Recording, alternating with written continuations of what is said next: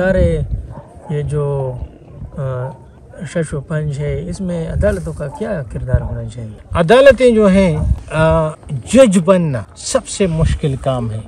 उसके लिए कंप्लीटली गैर सियासी होना पड़े कि जज के अल्फाज से ये बू न आए कि ये किस सियासी पार्टी को सपोर्ट कर रहा है या किसी के डंडे के नीचे ये फैसले कर रहे हैं।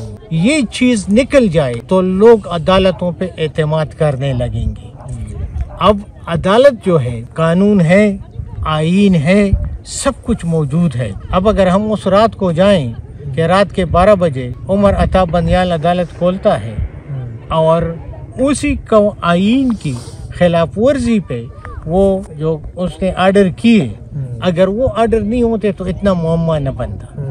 इसी तरह इससे पहले नवाज शरीफ के साथ अगर भी कोई गलत हुआ था तो वो किसी फौजी ने नहीं किया था, वो अदालत के थ्रू हो गया था।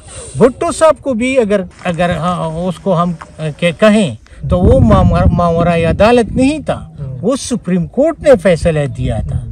तो अगर अदालतों के फैसले ऐसे हों जिससे मुस्तकबल में लोगों की नाउमीदियाँ बढ़ती रहें तो अदालत का रोल ख़त्म हो जाता है। जब अदालत का रोल ख़त्म हो जाता है तो कानून कहाँ रहेगा, आईन कहाँ रहेगा। तो अदालतों को चाहिए कि अगर फॉर एग्ज़ाम्पल नवाज शरीफ की प्रेशर है, अब कल एक जज ने इस्तीफ़ा दिया, उससे पहले दिन दूसरे जज ने, सुप्रीम कोर्ट के एजाजुल हसन ने, और वो जो मज़ाहिर नकवी थे उन्होंने इस्तीफ़ा दिया।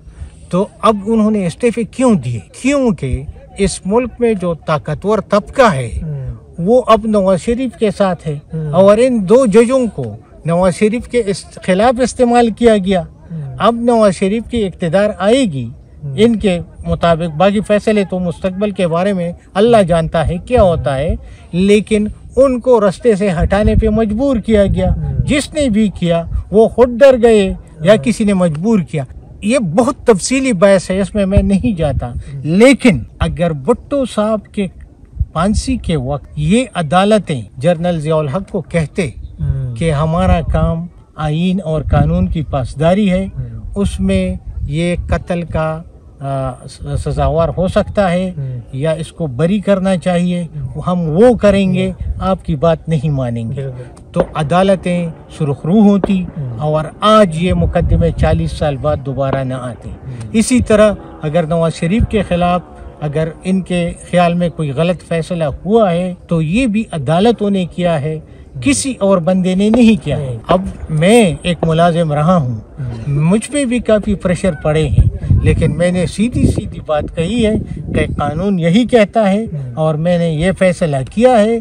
कोई एक कागज़ पाड़े, ये फैसला बिन में फेंक के ये जेब में रखे, इससे मेरा कोई ताल्लुक नहीं है। तो अदालतों को स्टैंड लेना चाहिए कि भाई ये मुल्क की आईन और कानून की बात है और कौमी एतमाद की बात है।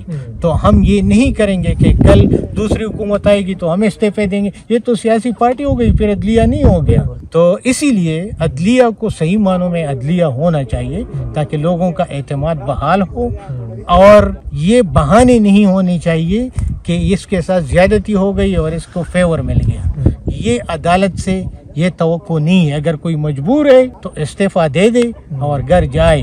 जिस तरह ये दोनों गए, ये दोनों पिछले माहौल को देखते हुए अगर आप देखें तो ये भी एक प्रेशर से गए। ये इसी वजह से नहीं गए कि इन्होंने कोई फैसला अभी करना है और इसने जो अभी फैसले करते हैं इनको चाहिए कि इस्तीफा दे दे अगर ये इनके ज़मीर के मुताबिक न हो रहा हो, बस जाए कि मैं ये नहीं कर सकता। तो इसी तरह हमारा मुल्क ठीक हो जाएगा। हर कोई अफसर, अगर वो डिप्टी कमिश्नर है, अगर वो रिटर्निंग ऑफिसर है, अगर वो पटवारी है, अगर वो SHO है और अगर वो वज़ीर आज़म है, सबको चाहिए कि मैं कानून के मुताबिक अपनी ड्यूटी नहीं कर सकता तो मुझे रुख्सत होना चाहिए, I am unable to do it. तो ऑटोमेटिकली तकड़े लोग आएंगे और मुल्क में इंसाफ का निज़ाम जो है वो बहाल होगा।